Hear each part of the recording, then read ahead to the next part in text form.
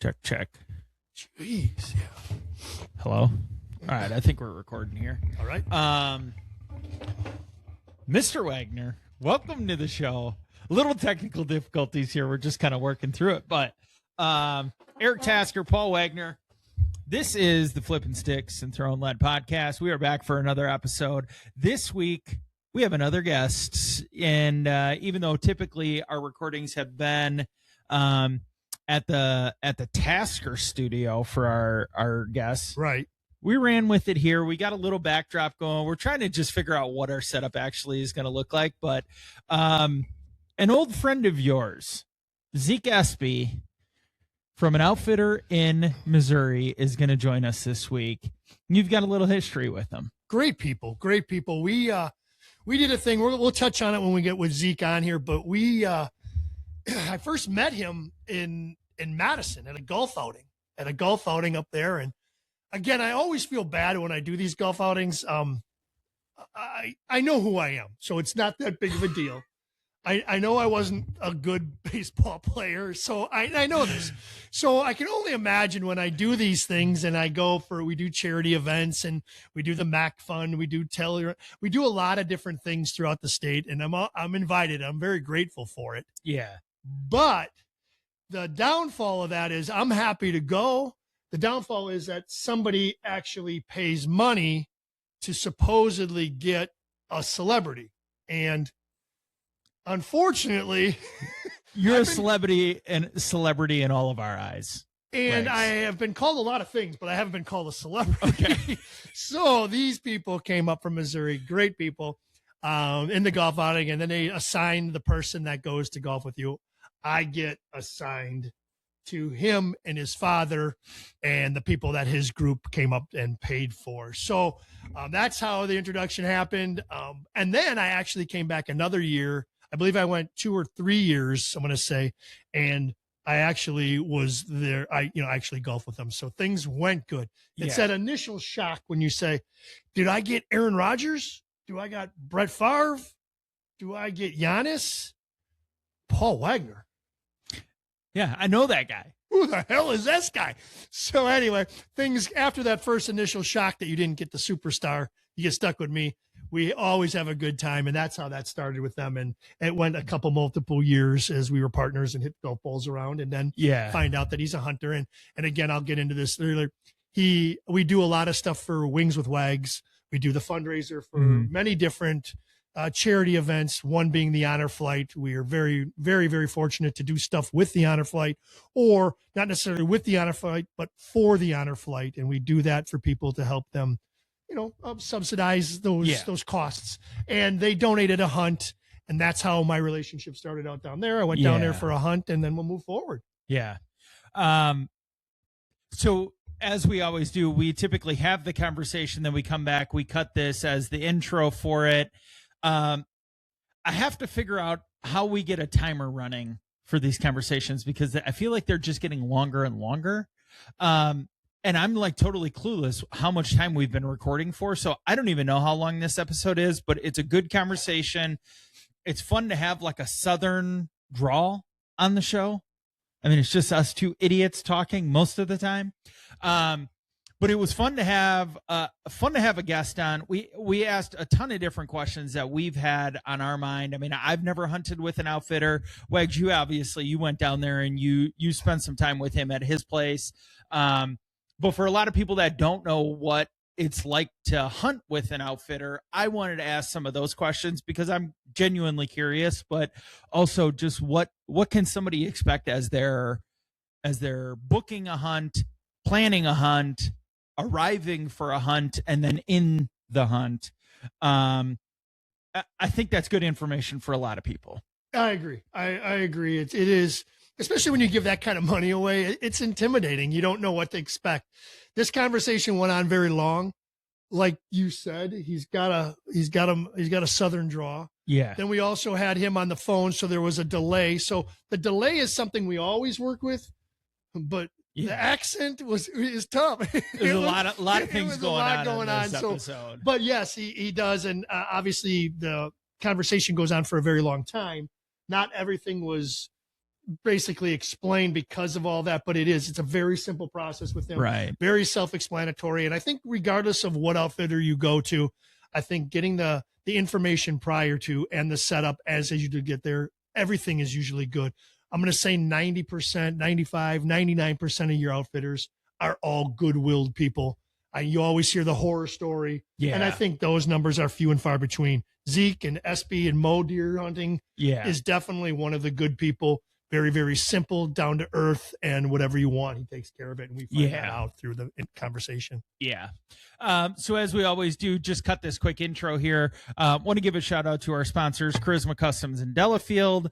One of these days the weather's going to turn and people are going to really, really start thinking about getting their boats out. But if if you bought a new truck this year, you're buying a vehicle and you want to protect your investment, take it to Charisma Customs in Delafield, and they will give you the ultimate treatment of protecting and perfecting. So whether that's an older vehicle or brand new, make sure that it stays looking perfect for as long as possible.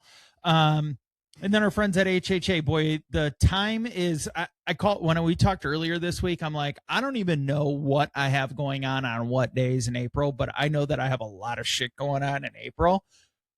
I need to put this on my calendar. So we've got next week is kind of a crazy week, just like in general. The week after that, we have HHA USA and Vortex Optics, which we're really looking forward to. We did find a veteran. We did find a first responder that is going to be joining us on that. So we're super excited to bring him along for the ride because it's a really cool program that HHA USA has done. Chris Ham, thank you again, brother, for being a part of our show this year, for believing in us, and for everything that you do for first responders, veterans, and active duty military people that need a healthy outlet to be able to kind of step away from the chaos of their world and to go shoot your bow. Right. It's such a cool program, and I think we'll have more to kind of touch on as we kind of go through some of those events throughout the summer. But if you are a veteran, or if you know a first responder that is that's a bow hunter or just genuinely interested in hunting, we have a great opportunity to be able to tag along with some of those individuals throughout the course of the summer. So we've got the next stop after Vortex is the Matthews Archery Stop. Then we're going to be going to HHA up in Wisconsin Rapids. And then there's a Green Bay event as well that are kind of spread out throughout the summer. So anything else you got for that one? No, I did see for the scramble you've done it, but I always have to head back early because of baseball.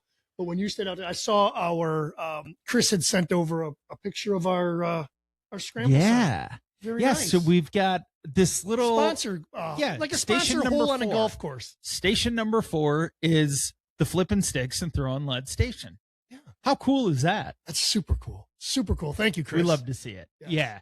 Well, good. I guess without further ado, let's just jump into the show because it's a big one. And I think that a lot of our questions have been answered with this, but as always, like, subscribe, comment, follow us on Facebook and Instagram, Wisco Bow Hunting, or Back 40 Media _, which I changed my Back 40 Media page finally.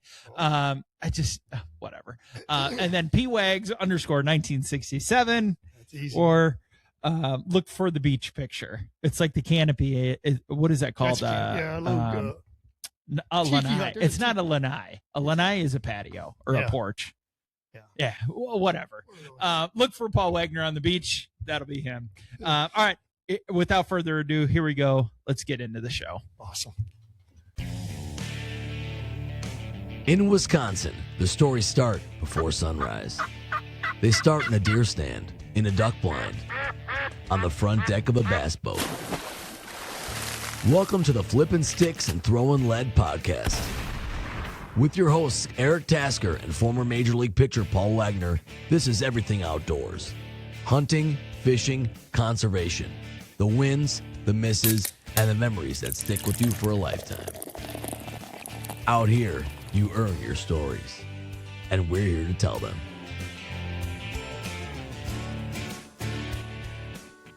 And, part of me was thinking that we were going to keep that portion of the show just like a very ad-lib general conversation.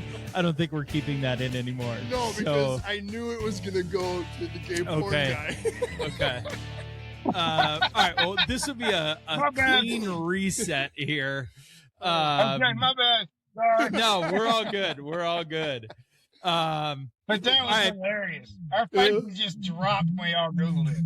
We were like, that is so good. Okay, so for everybody, don't Google Paul Wagner. You never know what you're going to find. It's kind of changed up a little bit. It's changed a little bit, yeah. My daughters did the same thing. Oh, jeez. That's even worse. At school. Oh. All right. Wagner All right. girls, please report to the principal's office. All right, so we've got another guest this week, which is great. Paul Wagner. We are it's not just the two of us that are chatting, but every once in a while we kind of fall into somebody from your past who seems to be a more and more recurring theme here of all these different people that you've worked with, that you've met over the course of the years. But this time it's going to be a little bit different. We're going to talk to an outfitter outside of the state of Wisconsin and hear a little bit more about what's going on in just some of these other parts. And, everything that we talk about is CWD focused because we don't have any of these other things, in terms of like herd issues. But we figured why not go straight to the source? Somebody who's got a couple acres in his back pocket and somebody who's probably seen a whole hell of a lot in his time of being an outfitter. I don't want to say it wrong, but Zeke Espey. Espey? I just don't want to say it the wrong one. Espey. Okay. From Espey Outfitters, modeerhunts.com. Missouri, yep. So it's a Missouri guy. Zeke, welcome to the show. Thanks for being here, man. hey, my pleasure. My pleasure. I'll give you a little intro again before you start. I met Zeke many, many years ago at a golf outing up in Madison. We did it for Tellurian. A gentleman named Kevin Florick brought me up there with a bunch of, it was a really good little program. A bunch of Packers, a bunch of Brewers, a bunch of Badger football players and stuff like that. And I got set up with his group and his dad, obviously great people. In turn, it has rolled into us doing the Honor Flight fundraisers, Zeke actually donating a hunt, stuff like that. But my connection with him actually started with golf. Then it led to hunting. And now I went down there a long time ago, but I introduced you to him. It's Zeke, great guy, great, awesome. Everything you've done, everything you do is so incredible. So I'll let you, like Tasker said, we'll let you introduce yourself and go from there. Sounds good. Sounds good. So tell us a little bit about this place that you have. So you've got Missouri and Oklahoma. Is that correct? We did have Oklahoma. We don't have Oklahoma anymore. Okay. We gave that one up.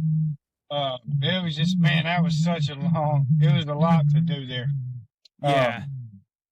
And then the Oklahoma land prices for the leases are just getting out of hand. Yeah. I mean, all of a sudden, that southern Oklahoma it's like, the price per acre just to lease anything is just getting ridiculous. Crazy. Yeah. Yeah. So we let that one go. Cause I really, I mean, the thing is, I want all of our clients to have, a special time hunting with us, because there's so many of these guys that come and they hunt, and they're like, man, they'll save 4 or 5 years, for these hunts. And so I want them to feel like they're getting their money's worth, Sure. Absolutely. And so whenever I'm trying to bounce back and forth to 2 different places, it was a lot of wear and tear on me, and I felt like I was taken away from both of them, from both hunts if I was trying to navigate in 2 different places that were that far apart. Yeah. Right. Yeah. How far?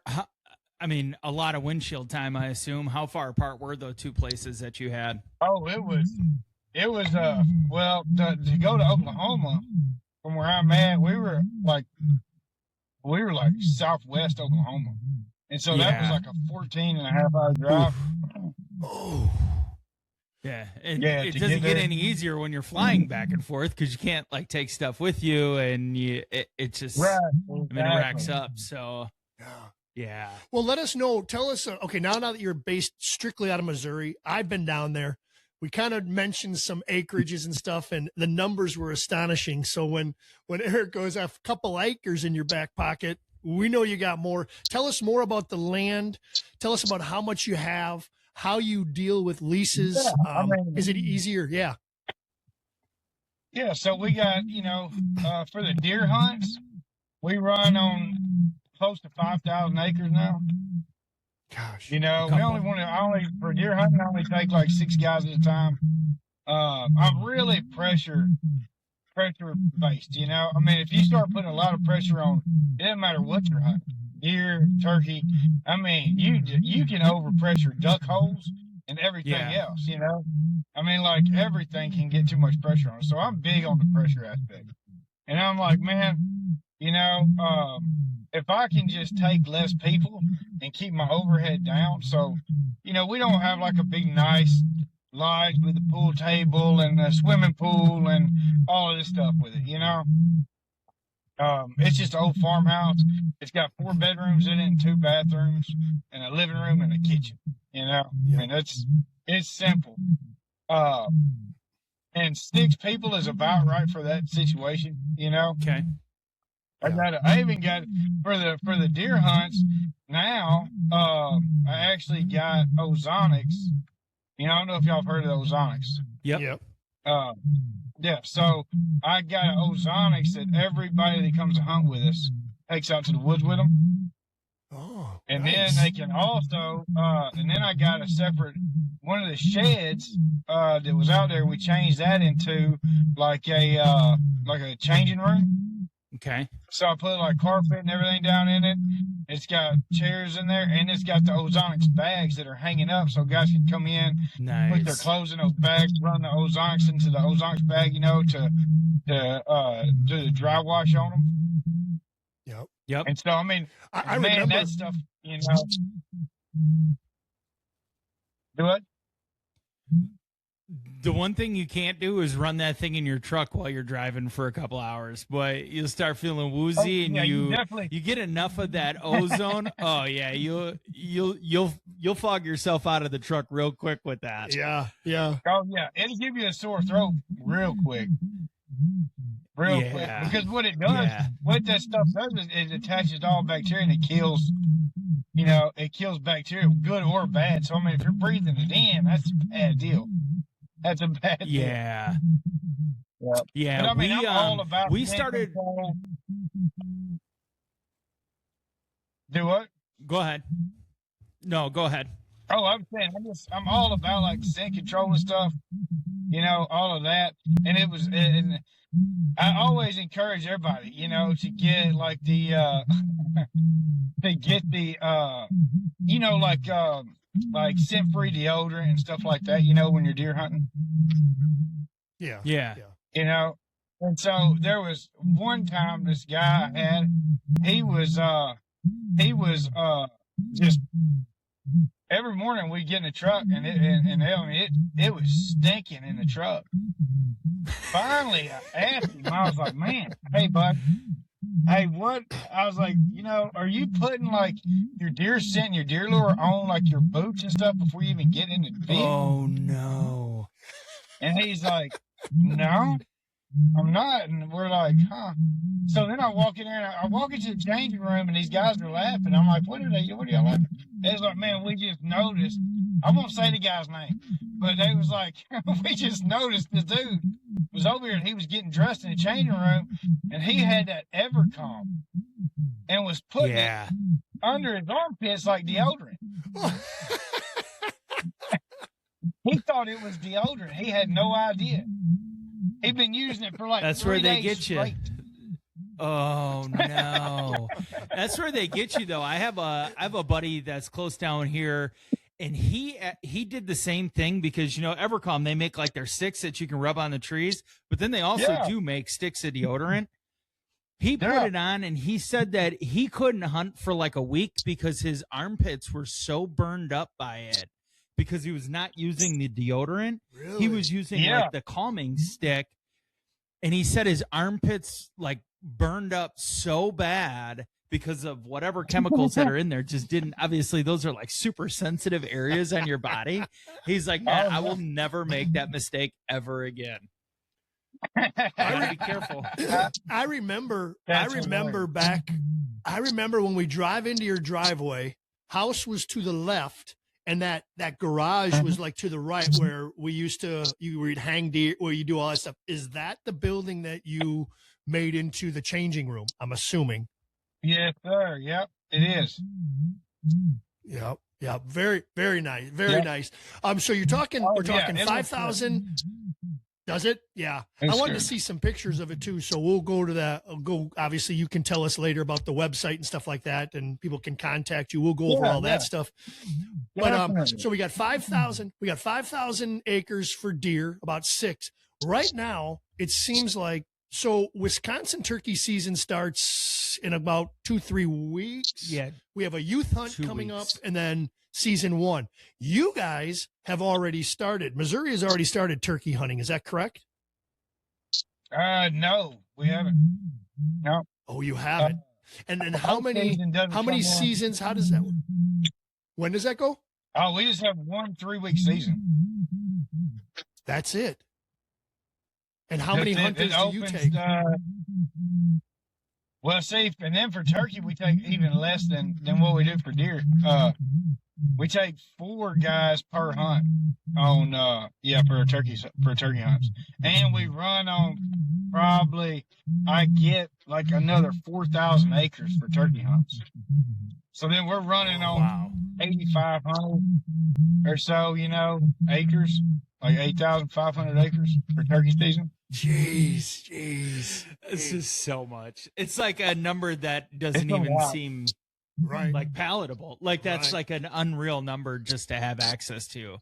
So why Oh, do yeah. you, is it just a pressure thing, or is it a number of birds thing that you take less Oh, guys No, for that? it's a pressure thing. It's a pressure thing. Because, I Okay. mean, with a 3-week season and then with turkey hunting, man, like, I now all we do is fully guided hunts. Like, we don't let guys just run out there by themselves. Oh, I mean, okay. Okay. I've had guys, I had guys that came in before, and of course, everybody that wants to come and hunt, deer or turkey, they've all been doing it their whole life. Right. Most of them. They've been doing it since they were 6, and they started hunting on their own when they were like 10, Yeah. and running after deer and chasing them down and strangling them and stuff.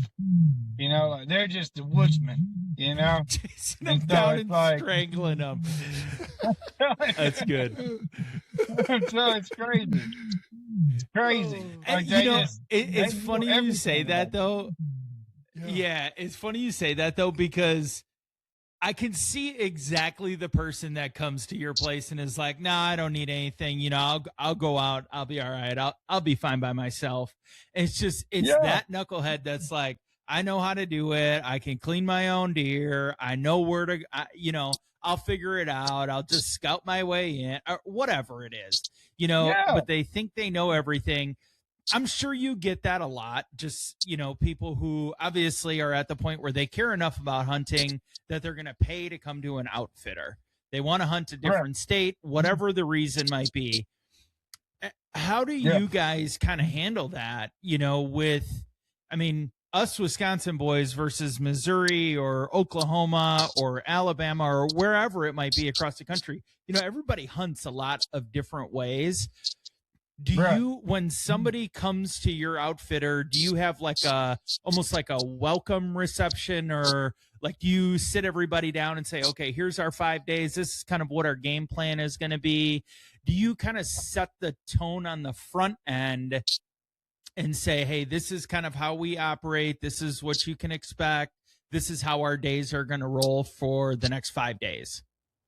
Yeah, I mean, we do that. We have a meeting and all that. You know, when you first get there, we'll have a meeting.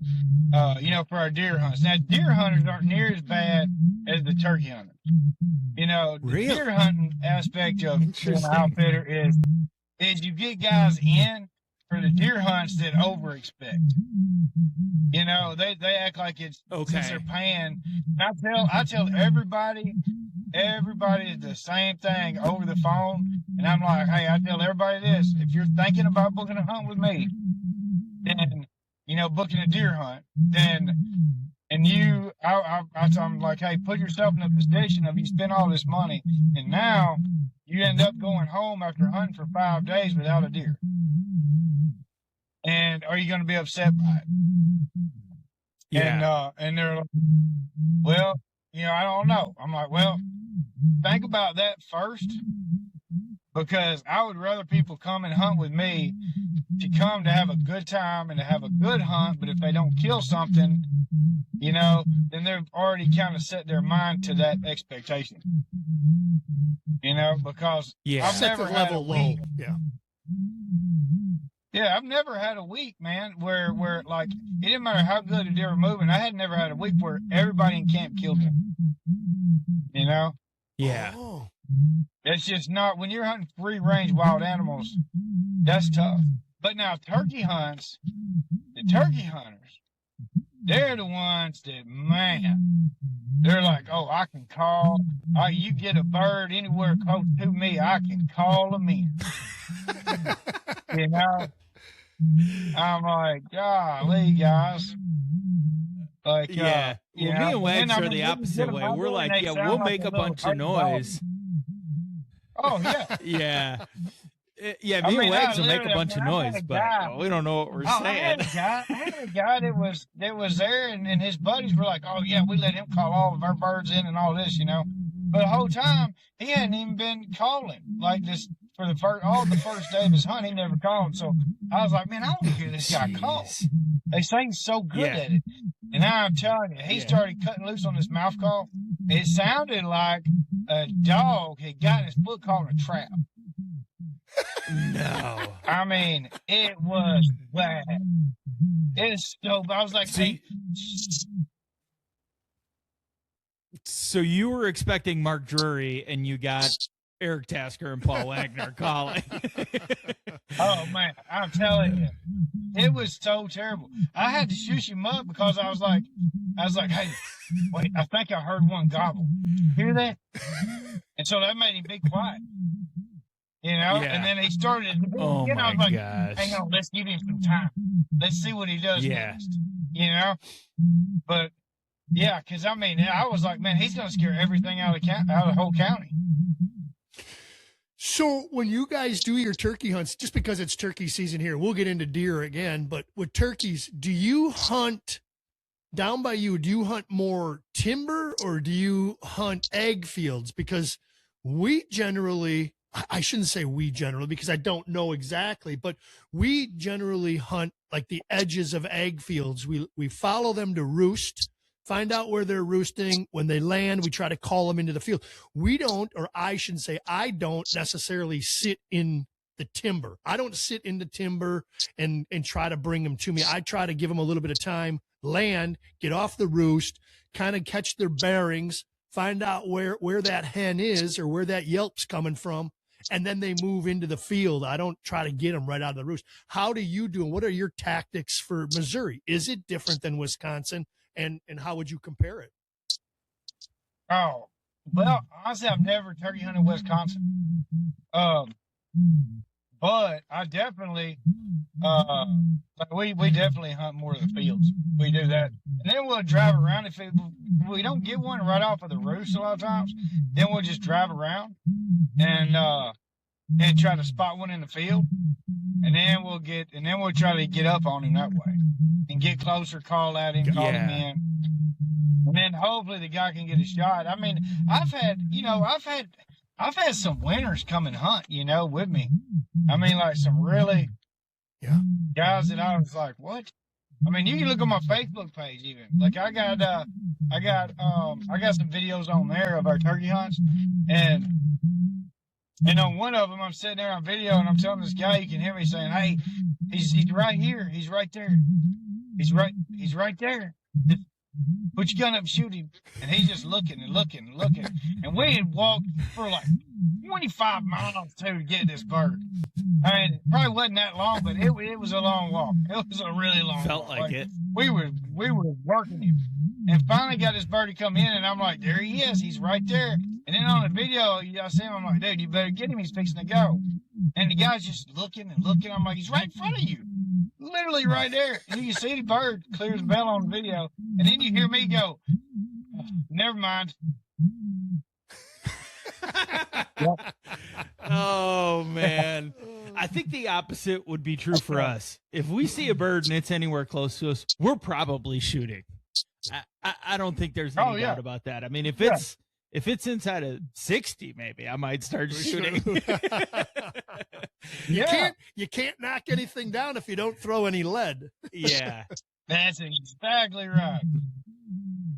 So are you, this might sound like a silly question, but I got to ask it. What kind of birds do you guys have down there?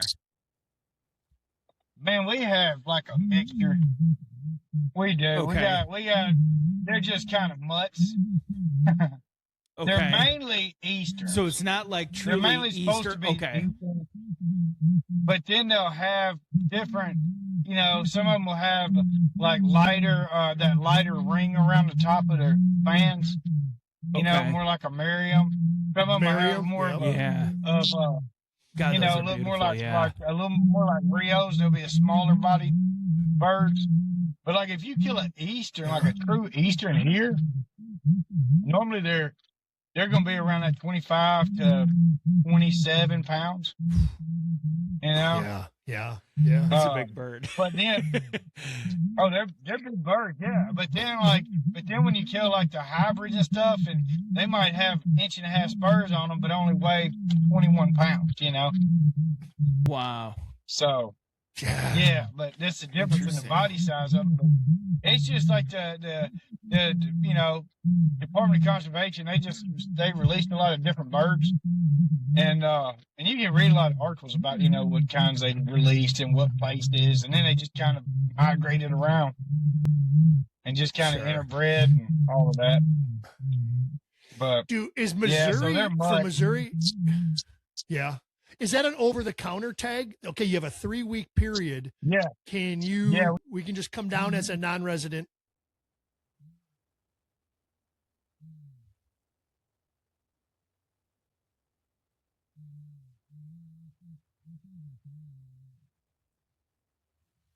I don't know why it got. Well, it's really quiet now. Oh, that's okay. Okay.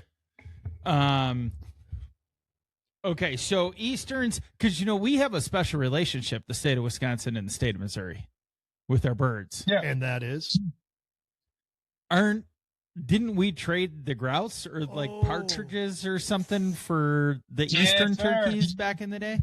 Yeah, that's right. That's right. Yeah. Okay. Yeah. How do you? So there's all these variations. We just talked about this last week. Like a really big mature bird in the state of Wisconsin is like 25 plus pounds. So if you have all these hybrids and you've got, a bunch of like mix, big spurs, maybe smaller body with big spurs. Sometimes you get the Easterns that have some of the bigger bodies on them, a true Eastern. So what do you actually classify as like a trophy bird then? With all those mixtures, is it just, it depends on the bird? Like, yeah, this is a good one, or it's not like you set out there and say, I want to shoot a bird with inch plus spurs. It's not necessarily, that's not necessarily the criteria, whereas like that's what we would go for. So our birds are generally a little bit bigger than the hybrids, but we look for, like, if you got a paintbrush, if I got a 12-inch beard, we're shooting it. But our birds tend to be bigger with the longer beard, but our spurs, like you just dropped 1.5 inches, our spurs, I'm going to say 90% of every bird that we shoot, 7/8, 7/8, 7/8. That everything is big, huge animals, bright red heads, long beards, but they all, if you get something over an inch, you're happy. Is that kind of the same Yeah. thing? You look for a big tom that comes strutting in with a big bright red head and a long beard? Oh yeah, we just look for, honestly, we just look for a bird that's got a full fan. As long as it's not a jay. Okay. Yeah. Yeah. Yeah. We don't need no juveniles because we Yeah. can hear that. We don't know, or I don't know much, but I can kind of tell you if I hear that gobble for some odd reason. And again, I'm not very good at this, but I can tell that ain't a mature tom. And you can ask me, Oh, how do you know? It's sometimes when I hear that gobble, if it's short, if it's a different pitch, I can almost tell. It's like, I know those are jakes. I know we have jakes in the field. We've seen a lot of jakes and we let them go, but it's almost, you can almost distinguish, at least up here, you can distinguish that gobble from a mature tom rather than a jake. And I'm assuming it's the same by you. Yeah. Oh, it definitely is. Yeah, you can definitely Yeah. tell that. I think that's about with every species of turkeys. Yeah. Do you have I wanted to know that. yeah. I wanted to know real quick, the morning hunts. Do you, when you take your guys out, because do you morning hunt or evening hunt, or do you both? Do you guys try to cut them off at the pass? Like you just said, we followed this bird, we get to this field. Are we going to cut them off where they're about to roost, or do you find out where they roost and do you set up in the morning, or obviously they work hand in hand? Yeah, no, we usually, generally, we quit hunting them about 4 o'clock, in Okay. the afternoon. That way, we don't disturb their normal roosting pattern, and it gives us some time to just kind of chill out. And we'll just let them go then. And then a lot of times, though, like, as long as you don't mess a bird up, like going back to the roost, they'll roost in about the same place about every day. Right. Okay. Let's talk about decoys. As long as somebody doesn't bust them out of there, Right. Yeah. Right. Yeah. Let's talk about decoys. So we're looking out. We're looking out the window right here. Mr. Wagner just bought these 2 fancy decoys that look beautiful. They look very realistic. They look like a tom is going to come after them. So we've been kind of playing this game in our mind the last couple of years of, we've got these, like, we had decoys, we put them out. Should we not put them out? Do you have like a rule of thumb, or do you have we always run decoys, we never run decoys? What's your thought, or what's your philosophy on running decoys? It seems to be like a year-to-year thing. Like, some years the decoys work really well, and the other years they don't. I've had decoys out before that just scared the birds. Right. Yeah. But because we've seen that too. Yeah, because Wags, you told me that when I first started hunting turkeys with you, and you're like, I don't know, I've had them out, and then the birds just turn around and they run away. So what we found out here, our season's a little longer than yours. We're more than 3 weeks. We have, I think it's 6 seasons. 7, including Oh, you. wow. So seven, Yeah. 1 week per individual. So you can get a 1 week, tag. I've realized that, or I've seen the decoys do scare them away early. Like this early season, like right now, I think the toms are just coming to noise, call.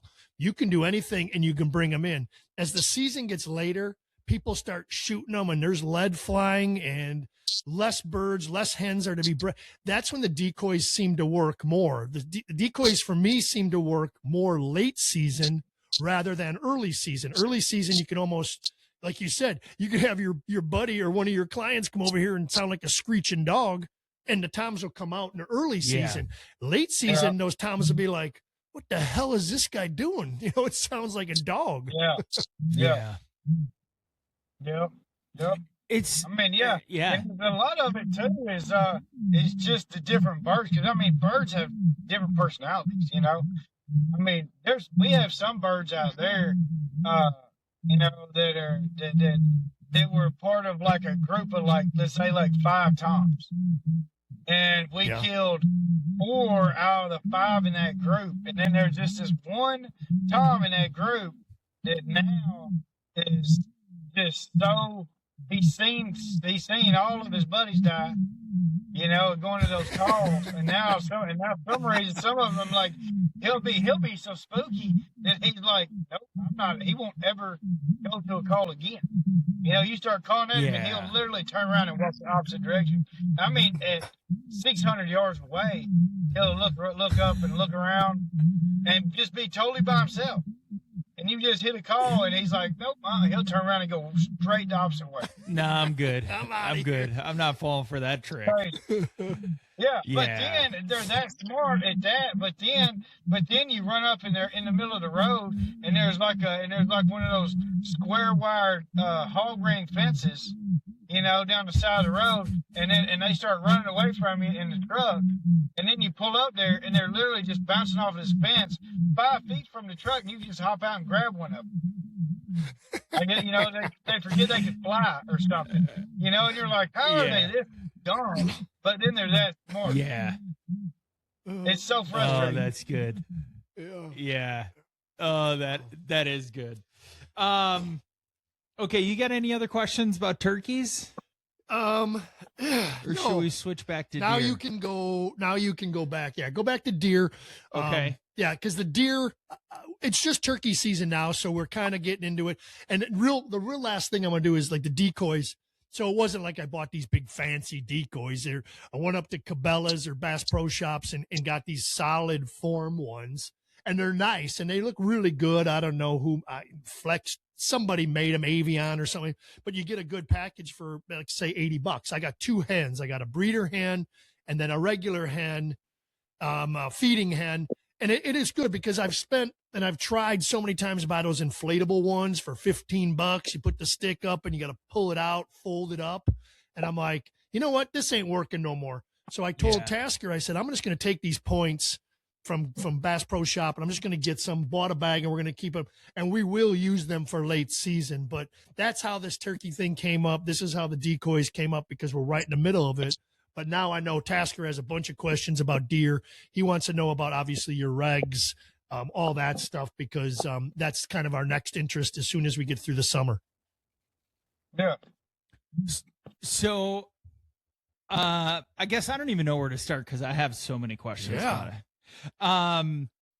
What is it a pretty simple process for somebody that wants to come by you, deer hunt, and get non-resident tags? How hard is the non-resident process for Missouri? No, all of our licenses, you know, for any kind of hunting, trapping, anything for non-residents and all that, and residents as well. It's all just over the counter.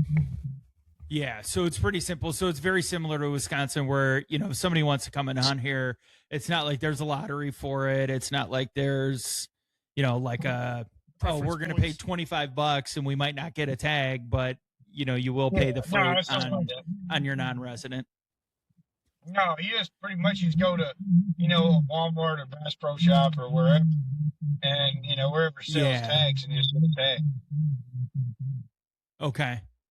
Because I think that's what you hear. Because, like, so many people want to go to Iowa, or so many people want to go to wherever, Kansas, and they have these, like, strict. I mean, it's especially the Wild Wild West once you get out to, you know, the mountains and start talking about elk hunting. But it's good to know that, you know, at least for you guys, it's a pretty simple process, and it's not like that's a concern. So there's no obstacle there. No, not. Oh, go ahead. Oh, I thought you were saying something there. My bad.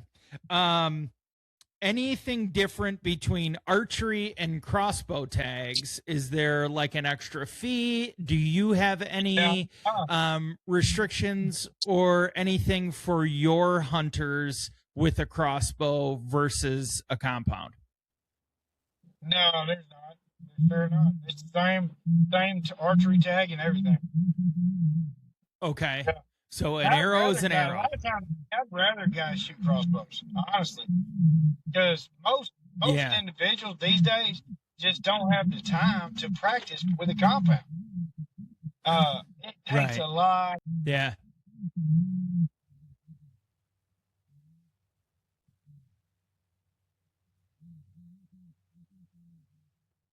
Yeah.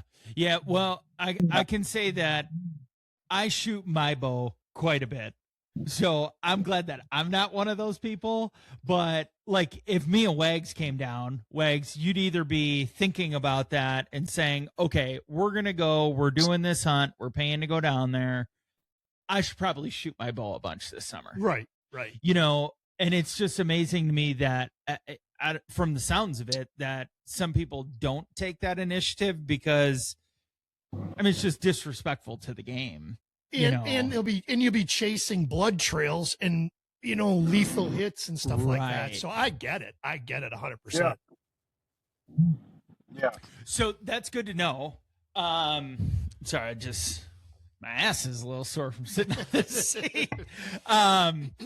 Is there, do you guys, so when somebody books a hunt with you, you guys have like a welcome dinner or like the night before you guys go out. So walk us through maybe what that week looks like.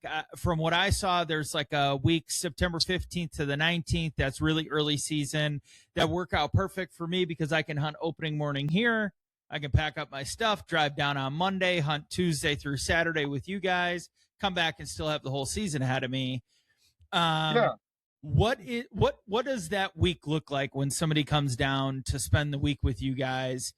Welcome dinner every day. Kind of walk us through just very general.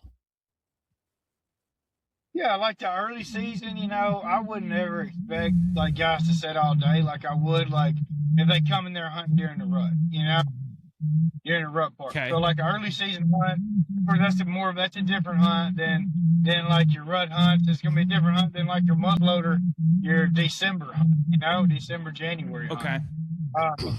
Because the deer are all doing different things, and so we're moving people around, moving stands around for those, trying to figure out those different situations for everybody. Sure. Of course, we have cameras out, and so I'll when the guys first come into camp, then I try to whatever we're doing, whatever we're hunting with, where it's gun, bow, or muzzleloader, or shotguns, even for turkeys. I'm like, hey, let's at least fire what you're going to take with you. Let's shoot a couple of times, or at least once with guns. And I want to see you shoot, a handful of times with your bow, Yeah. just to make sure that everything's on and that you're still feeling good about it, And plus it's just respect to the animal, and so we'll do that first, and then after everybody kind of goes through that, then we'll hop in the truck, and then I'll take guys out, and we'll figure out where everybody's going to hunt that next morning. If it's for deer, we'll do that. We'll drive around. I'll say, yeah, hey, so your stand's over here. When I drop you off in the morning in the dark, this is where you're going to go. Just so they can kind of get a look at it during the daylight. Sure. And but if it's turkeys, of course, we'll just start kind of drive around and just look, and we'll kind of maybe hit some locator calls at dark, to see if we can get one to gobble somewhere. Get a game plan on setting up on him in the morning. Yeah. But but then the next day that we get guys, everybody gets their breakfast and all that in the morning. They just have like sandwiches or whatever they want for breakfast. And if it's like early season, then we'll then I'll get the guys out there, and then I'll come pick everybody up, usually about 9:30 or so, for those first couple of weeks. The first two hunts during the season, we usually pick guys up about 9:30 to 10 o'clock.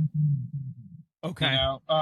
And then if it's like I said, now if it's getting to the rut, I tell guys, I'm like, hey, I have people that come and pay all this money, and they're out all of this money. You got to figure, you're paying for the hunt, you're paying for the license, you're paying for your travel to get there. I'm sure you're paying for like food and stuff, and in between here and there, right? Wherever you're driving from, wherever your home is, to get to Missouri. If you're far enough away, you're paying for a night of a motel in between. So then you got 2 nights in a motel, a hotel, travel there, travel back, plus food, plus whatever extra stuff you bought for the trip, because everybody's going to buy, some stuff for a hunting trip. Everybody's like, man, I got to have this for this hunting trip. You're not and it's probably something you already have a dozen of. So, Right. yeah. Oh, yeah. Yeah, but it's like, guys are earning all this money, and believe it or not, I mean, I have guys that they'll be hunting that first week in November, last week in October when the rut really starts kicking in, and they might just sit for 2 hours a day, I mean, I'm like, man, I tell everybody, I'm like, guys, you take what you're spending on the hunt, whatever that comes up to, and you divide that by how many hours of daylight that there is during your time that you're here, and so that's really what it comes down to. That's what you're paying out. Yeah. So it's like, do you want to take that money? I mean, that's the way I look at it. If I go on an outfitted hunt, I figure up how much I'm paying an hour for that day for daylight hours, because I'm not paying them for somewhere to sleep. Right. I'm not paying for somewhere to eat.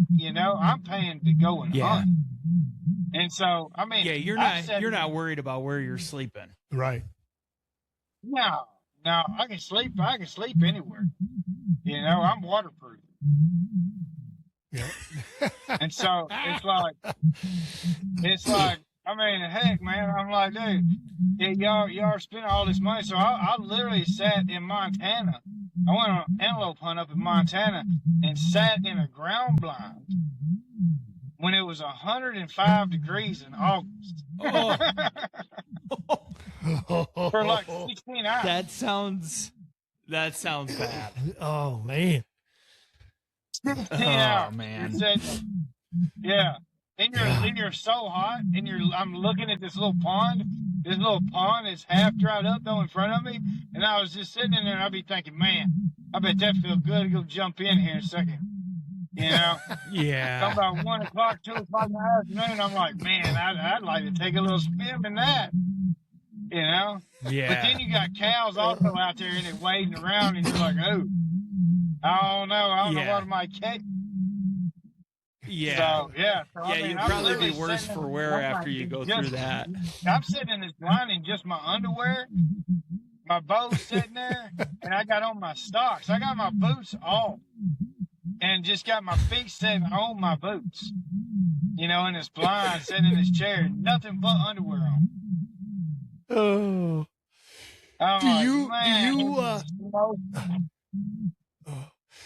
Now speaking back with you mentioned ground blinds. Do you have all types of options? Do you have ladder stands? Do you have hang-ons? Do you have ground blinds? Whatever the individual needs. I know there's a lot of hunters that don't like to go up in a tree. A lot of guys like to be on the ground. A lot of guys like to be 35 feet up. They like climbers, or how do you do that? Do you kind of sit down with them when they first come in, or do you talk to that about before they come and sign up and just say, hey, what kind of guy are you? Oh, yeah, I talked to everybody. I mean, I had a guy the other day that called me, and he was like, yeah, I need a ground blind. I can only hunt out of a ground blind because my knees are bad, and all of that. And I'm like, well, I was like, all right, well, I didn't, I told the guy, I was like, hey, the options of us using ground blinds is really low. Like, we can't really, I probably got 1 or 2 places I could put a ground blind out. But number one, putting a ground blind out here in Missouri, in this area where we're at, it does 1 or 2 things. Either you got to put it in a lower area where the wind doesn't hit it that much, because if you put it somewhere where you got a steady wind, then it's going to blow away. That ground blind will be gone. It doesn't matter what you tie it down with. It's going to be gone. It's going to be all destroyed, 1 of the 2, because, we have a lot of days here where, we get 20, 25 mile an hour wind. And on a ground blind, that's tough. Right. But then if you keep it out of the wind, then you got the wind that just swirls around you, and so any deer that's coming in ends up smelling you before you even, before you even see it, they smell you. So Yeah. So you do have the option to do a ground blind, but you also just kind of limit yourself then on where you're able to actually go. right, right. So I mean, I'd rather just not even worry about putting ground blinds out for deer Yeah. hunts. Now turkey hunts, we'll put some Yeah. ground blinds out for turkey hunt. We can turkey hunt like Yeah. that too. Yeah, Sure. that's no problem. But it's just the deer hunt with one, because you can pop a blind up first thing in the morning, and as long as you do it and you're kind of quiet with it, then it's not going to spook any birds, you know. As long as you do it out of Sure. sight so they can't see you, you know. Right, But I mean, but a deer, you pop up a ground blind somewhere, that thing's got to sit there for a few days, you know, for the deer to get used to it. Yep. Yeah. Yeah. So somebody comes out, you said that you had kind of mentioned this earlier. Somebody comes out, you've got 6 deer hunters for the week. Rarely does it happen that all 6 people kill. But Yeah. what does your success rate kind of look like? And I don't know if you have like official statistics or any of that stuff. I'm not looking for that necessarily, but you know, is it like about 80%, not really. or is it? It's a lot of it? Yeah, a lot of that just depends on the guys that I got hunting. You know, Okay. I have some guys that come and hunt with me. They've been hunting with me the last 5-6 years, and they kill a deer with me every year.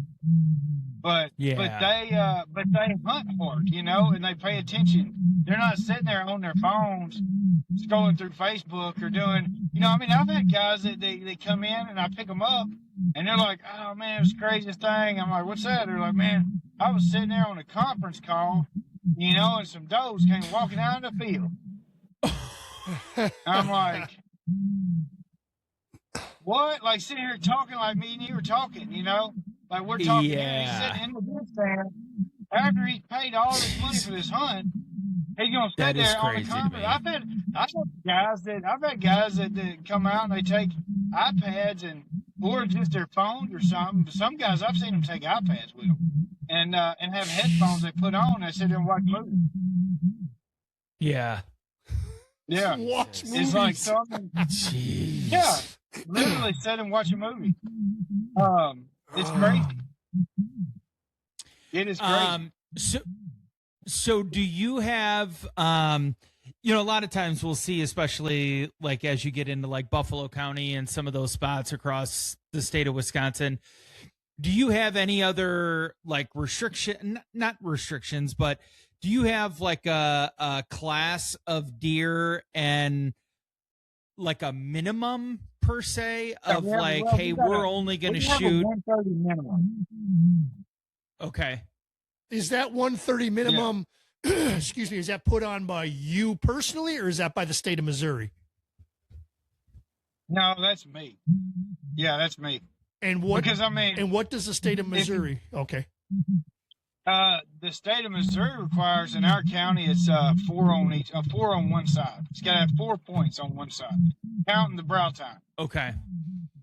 So, as long as you get 4 points, then yeah, it counts. You know, and that works. But I got a 130 minimum because I mean, if you don't, I actually am going this year. It's a 130 inches on 8-pointers and 140-inch minimum on 10s. Okay. So, Yeah. like somebody like me, okay, so I shot a 130-inch 8-pointer 3 years ago. I would go into that because I have that exact spec of a deer that I know what that looks like. I go into it and say, okay, I just need to shoot something bigger than what's mounted in the basement. Okay, so that's easy for me. But is there, like, do you go through trail camera pictures and do you say, hey, these 6 bucks have been in this area by this stand, kind of as like a pregame meeting or like a pre-planning meeting of like, these are the deer that we're looking for. These are the ones that I suggest you take. Okay. Right. Yeah. That's what I do. But man, you know, like I said, it's free range. And so it's not like I can say, yeah, this deer right here is going to be right in your area. you know, because we're not in like a high, at like a 8:35. 5-acre outfit, you know? Yeah, exactly. Right. It's like, I'm like, man, this deer could be here today and it could be 8 miles away here from here tomorrow, you know?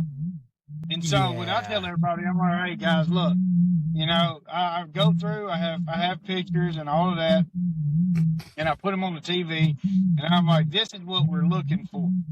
You know, like a deer that's got this build, this, you know, this make, this model, you know, like something like this.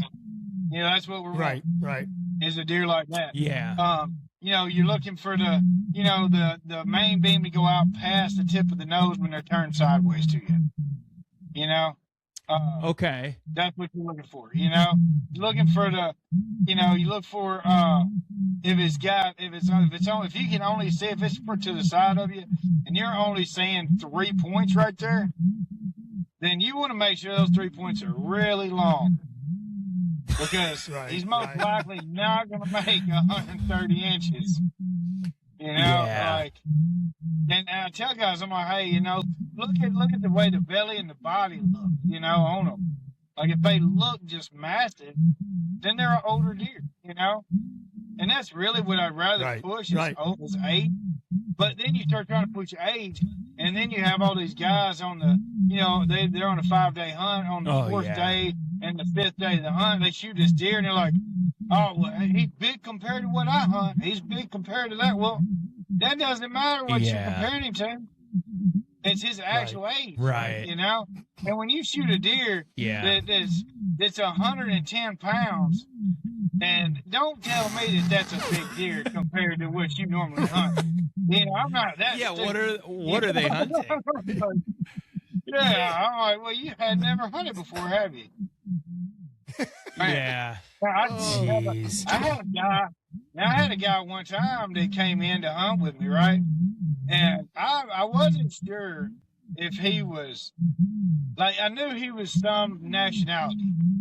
You know, I was thinking that he was like Latino or something like that. But so then he comes in, you know, a cool guy, really cool guy. But he comes in and he's like, hey, first he comes in, he's like, man, he came on an archery hunt that his daughter had bought him for his birthday. Okay. And he comes up and he was like, hey, man, he said, hey, I got a question for you. I was like, all right. He said, hey, you come out to my truck? I was like, yeah. So I walk out there to his truck. He pulls out his jar, right? His clear jar, plastic jar with a plastic lid on it. And he's like, which one of these broadheads you think I should use in the morning? And I was like, what? And so not only are they not sharp, but he's not sure what to use. Yeah, he's got no idea what to use. Yikes. And so I'm looking at these broadheads. They all look like something that you would shoot on like for like bow fishing or something, you know? Like literally, they're like pieces broke off. I'm like, they've been shot into rocks and all kind of. I think some of them just got found. Honestly, they found some of these. Must have found them outside or something like that somewhere at the dump or something. Because I mean, they was terrible. It was just a collection. I mean, he had like 20 of these broadheads probably in his jar. Jeez. And I was like, man, you try to pick out the sharpest ones you have, you know? He's like, all right. And so then I was like, man, they made me worry. So I'm like, you know, and I like to see everybody shoot. So I was like, hey, look. I said, hey, when you figure out what broadhead, I said, let's go over here to the range. We got a shooting range right next to the house. So I was like, hey, let's go over there and we're going to shoot a little bit. He's like, well, I mean, and he's shooting a compound bow now. And I says, hey, you know, how far are you comfortable shooting? And he was like, I'm not real sure. I was like, why not? He says, because I hadn't shot. Like, you've never shot this bow. And you know what he says? No lie. He looks me dead in the eye and says, nope, I figured when the time came, my Indian instincts would kick in. Oh man. My goodness. Bro. Yep. Well, I was like, all right, look, let's just see how your instincts is going to. Here's your refund. Tell your daughter happy birthday for me too. Right? Yeah. We'll talk to you next year. No doubt. I was like, dude, Yeah. look. I said, man, let's take a shot here. So he draws the bow back. He's like, all right, I'll shoot one. So he draws the bow back, lets the arrow go. He was a good 20 feet above the target. Like, I mean, he was way up there over it. And I was like, man, this is not good, you know? But I was like, all right, you know, oh, heck. Like, okay, well, we'll give this somewhat of a shot. And so I put him in the stand right that first morning. He takes off walking. I guess I didn't really think about telling him that, like, the bow that he had, I guess he had borrowed that bow from somebody. And he had the bow, and it had a quiver on it. But I guess he didn't understand that the arrows could go inside of the quiver, you know, that's what the quiver was for. And so I dropped him off. He started taking off, walking across the field, just holding these arrows in his hand, like, you know, like this. And they're just sticking out in between his fingers and down here. And he's just walking, carrying everything. And it's like, my God. I was like, okay, all right. So he walks out there, right? He gets out there. I go to pick him up at like 10 o'clock, 10:30. He comes walking back to the truck.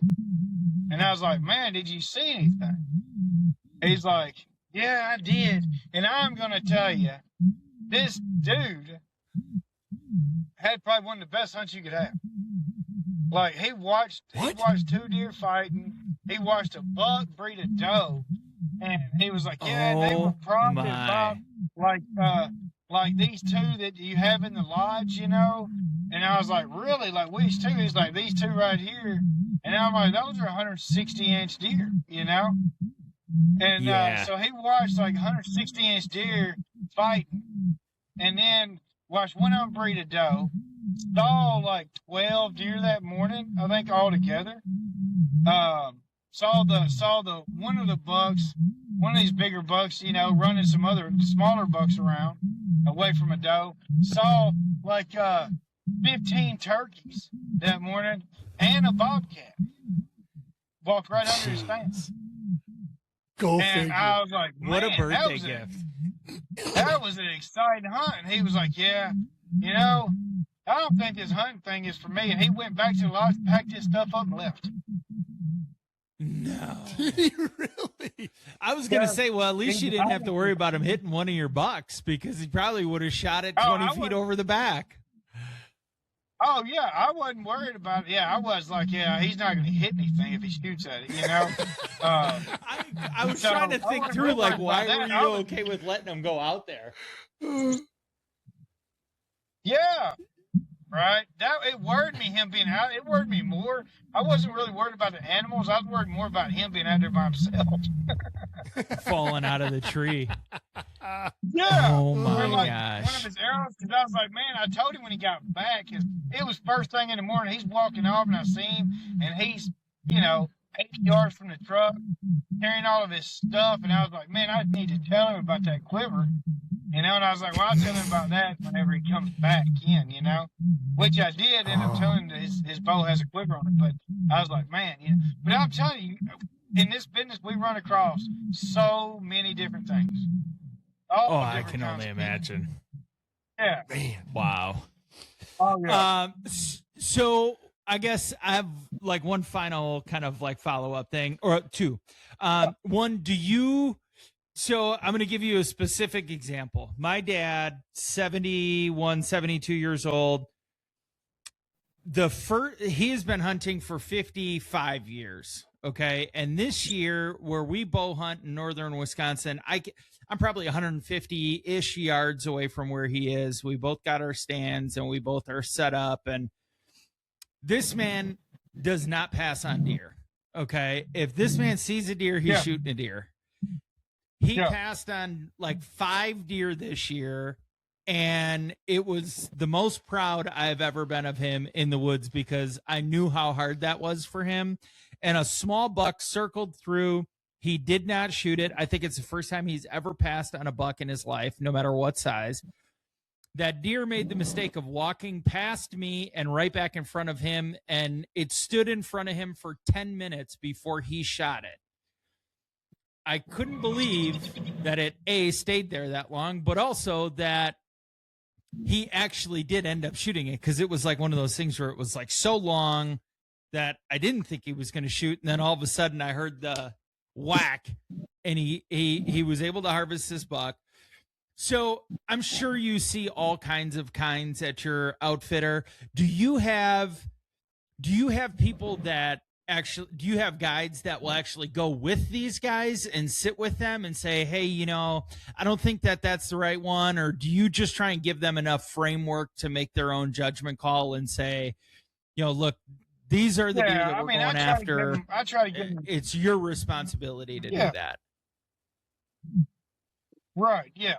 Yeah. I mean, honestly, at the end of the day, like, I'm not just like a super stickler on this, on that part. Sure.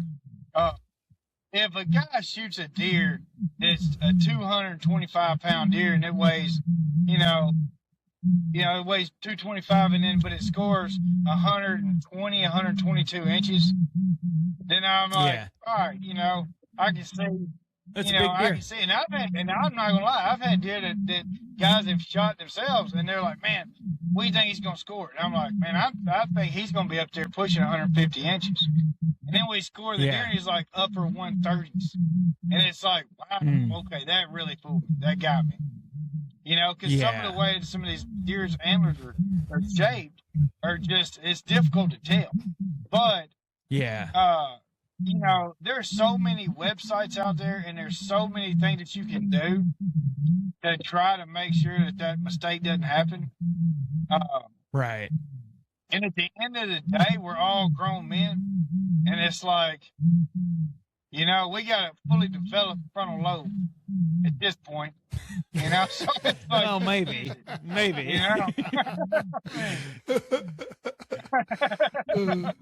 Yeah, that's good though. I mean, I would think that, just kind of going through some of that on the front end when people are welcomed in and like, having trail camera pictures and all that stuff. I mean, and I'll probably have 50 to 100 pictures that I showed the guys the night before. And I'm pointing things out. I'm zooming in on the TV, and I got the TV hung up on the wall, and all that now. Yeah. And so that way, like, everybody can see what's going on. And I got a little cord that I attached to go from the TV to my laptop, and I can zoom in on different parts of the deer, zoom in on his rack, really focus on his back and look and seeing that. That's the kind of pictures that I save. And I'll tell you, like, I don't save or post pictures or anything like that of deer, anything over 150 inches, because you start getting into deer that are 160s, 170s, 180s, 190-inch deer. And even on all the ground that we got, we might have 3 deer on that whole ground that are 170 inches, or above. There's probably 3 of them out there that are over that. And the guys will tell you that they got different, but you put a tape measure on it and see. At the end of the day, if they shoot one and they're like, "Oh yeah, I shot one, he's over 170," tape that rascal out and let's see it. Because it is tape slim. that rascal out. The odds of a deer over 170 inches is slim. It really is. I want to say statistically less than 10% of all hunters will ever kill a deer over 170. That's just over 170 inches. That means that less than 10% are going to kill a deer that are 100 that score 169, and 7/8. Yeah. I think the National Deer Association actually did a study on that 10% number. I think it's like less than 10% of hunters will shoot a deer over 120 inches. So even that is I think that study came out last year or the year before. Yeah, I've heard that one. I don't know how much stock I put into that one. I'm like, it seems crazy though, right? Deer, but yeah. Yes. Yeah. But I mean, speaking of that, we're talking size. What was the size of yours? What was the size of yours? What was the size of yours? One I've shot, biggest one I shot scored 215. That's right, 215. Yep. Yeah. I just wanted to mention that real quick. Now that go one on. you actually have to pay a triple outfitter fee for the week. So, Right. All right, Exactly. sorry. I just wanted to get that 215. I knew it was big. I knew it was over 200. Okay, now keep going. Go on. I'm sorry to Oh, yeah, interrupt you. yeah.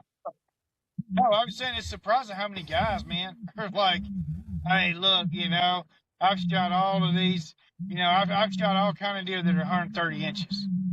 And I'm like, well, let me see a picture. And they start showing me, and I'm like, did you get these officially scored? They're like, well, no, I mean, that's about what 130 deer in our area looks like. And I'm like, so you're telling me 130 inches changes from area to area? Like, and tape measure still works the same, but he's like, they'll be like, no, in our area, this right here's 130 inch deer. I mean, I know y'all's a little bigger up here. And I'm like, nah, they're still 130 inches, Yeah, 130 is 130. I mean, jeez. Exactly. So, and I guess my last question for you is like, do you have kind of a ballpark of like, what's the average deer? Is it like that 130 to 140 range? Is that kind of a sweet spot for the deer that are harvested at your place? Or say 140s to 150s. Okay. It's going to be our average. Like low 140s. I'd be all right mid with that. 140, somewhere in there. Yeah. Yeah. What about doe harvest? Do you let any of the hunters come in there? Can they shoot a doe as well? And I don't know how Missouri tags work, but here in Wisconsin, when you buy your buck tag, you get a doe tag. So when you go to Missouri and we go to Walmart, I can't remember when we were down there, I get that buck tag. Do you also get a doe tag, and do you allow certain individuals to shoot does or certain areas, or do you take the doe harvesting on your own, and do you harvest the does yourself? Oh, no, I'll let guys shoot the does if they want to. But what I started having to do, because like in our county, you can shoot 4 does. Where we're at. Wow. They're in Cooper Well, County. I guess that doesn't sound too far off from us. Yeah. But you can shoot 4 does, and so but if you got 6 guys on a 5-day hunt, and by day 4, they haven't shot anything yet, and they have some doe tags in their pockets, they're going to start dropping them does. Right. It's crazy. Yeah. Right. I was like, Yeah. man. Yeah. I was telling guys before, this is probably 10, 12 years ago, something like that. We'd be like, yeah, man, if you want to shoot a dog, go ahead, we'll take care of it. Man, it got to where we'd be coming back and just have does all the time. Like, I kept the 4-wheeler in the trailer hooked to my truck because guys were just wearing them does out. And then half of them probably over half, wouldn't even want the meat. They'd be like, well, I'm going to donate it.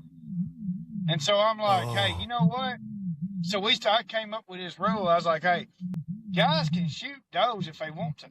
But if you shoot a doe, then I'll go in and I'll get it. But then it's up to you when we get it back to the lodge to gut it, to skin it out, to quarter Clean it it, up, and all that, whatever you want to do with it. That's all up to you, because we can't spend all day. I mean, we had some does that end up having to hang for like 2 days, 3 days, without us even getting the skin off of them or anything, which I know some guys are fine with that, but you're only fine with that if it's cool outside. Because right. That's why our prices are so cheap, I mean, that's why I got $3,500, 5-day rifle hunts, Right. in Missouri. And then we're shooting the caliber deer that we're shooting. And that's because I don't have this big monster lodge. The biggest expense that I have is, well, number one is going to be the land that we got, leasing land out and stuff. But then the second one is our deer stands, because I mean the ladder stands that we run are comfortable, and like I don't have I can't even really afford like a big walk-in cooler and stuff like that. It's like, man, would you rather just bring an ice chest with you and we can quarter that rascal up and you can throw him in there? I got a freezer that after we quarter a deer up, we can put the deer in there. to freeze it afterwards. Yeah. But it's like, some guys are like, man, I like to let my deer hang. And I'm like, man, this is the first week of September hunt you're on. It's 80 degrees outside. Right. Yeah. Let it hang in 80 degrees for 3 days. No. It'll be toast by but I the don't next know. morning. Yeah. Yeah, I've never really done all of that before because, I'm just happy to eat whatever I kill. And usually when I kill something, I just go ahead and clean and get it over with, instead of waiting a lot of days. And I'll be honest, though, I've never really been able to tell the difference. I'm sure some guys are like, oh, no, you should try it. But, I've had deer from other guys that have let their deer, they always let their deer hang. I've had some guys tell me they let theirs hang for like 6 days, 7 days, during the rifle season when it's cool outside, But I'm like, well, that's fine. Or some of them actually, I got one buddy that's got a walk-in freezer, and his walk-in freezer will hold 11. He can hang 11 deer up in that thing. Yeah, it's something. Wow. But they'll let them hang in there, for a week at a time. But see, then I'll get deer meat from him and try it compared to mine. I can't tell any difference. It tastes the same to me. But right. So it's all placebo. Yeah, I think if you try to age something, if you're trying to do like an aged meat or something, you got to get the skin off of it. You got to get off of the bone and everything, and put it over some salt or something like that. I don't know. I saw something like that on YouTube one time. I keep saying I'm going to try to do it with some steaks. I never have put out the effort yet. Yeah. Well, good. I don't know, Wags, you got anything else for him? No, I don't even know. I don't like doing this full screen because I don't know how long we've been talking. I feel like we've got a great conversation here. So we've taken too much of your time. We appreciate it. And like we always do. We want you to, you tell them. Tasker has the little rundown. You would advertise yourself and tell us all about you, and you go on in. Yeah. Yeah, if you want to give us, how can people find you, the best way to get a hold of you, the website is modeerhunts.com. But if there's you prefer people to call and ask questions. Yep. Yeah. So the MO stands for Missouri. It's the initials. If you're sending a check or whatever, you're writing a letter out this way. I don't think anybody writes letters anymore. But yeah. No. If you put that on the envelope, it's MO, from Missouri. So that's why I did the website like that. So pretty much it's modeerhunts.com, and that'll take you to me. And it's Espey Outfitters. Is the name of our business. That's my last name. Most people can just most time you can probably just Google Zeke, which is what everybody calls me. My middle name is Ezekiel. Everybody calls me Zeke for short. You can most likely just Google Zeke, Missouri, and I'll pop up. Well, better than what you find when you Google Paul Wagner. Oh, man. Well, Zeke, I have to say that I appreciate it because, we never really get to look behind the business of what an outfitter actually has to go through. And it's nice just to kind of hear that feedback and kind of what somebody can expect when they book a hunt with you. But also just I feel like that's a very simple guideline of we're thinking about doing this. What are all the things that I need to consider? And we will make sure to have all of your information and everything attached in the link of this. And then we'll also just shoot you a copy of it. But as everybody knows, you can find this episode on Spotify, Apple Podcasts, iHeartRadio, and then we'll also have the video version on YouTube as well. So a lot of different ways to be able to find it. We'll have all of your information, everything in there too, so we make it pretty easy for people to be able to find you. Awesome. Sounds good, man. Zeke, thank you very much for your time. Again, about midway through the turkey season or something this year, we can run it again. I can tell you how things are going. Absolutely. Yeah, I think we've always talked about that. It'd be nice just to kind of do like around the horn and like a check-in thing of like what's going on in this place, what's going on here. So we'll keep you in mind, and we'll try and make something work for that. So, but good luck this turkey season, good, and that's about it. Say hi to Pops for me. You told me he's down in Florida, so when he heads back home, tell him I said hello. And again, all my love to the family, the kids, everything. It's awesome to see you again, and I'm glad everything's going well. Yeah, and then I'll have to see if I can get him on here next time. Exactly. we'll kick it around. We'll kick it around with him. Yeah. All right, Zeke. Thanks again. I appreciate it. All right. Yes, have a good one. Take care. Hey, I appreciate y'all. It's great talking with you. Thanks, Zeke. I'll give you a call right now. I'll call you right now. All right, sounds good.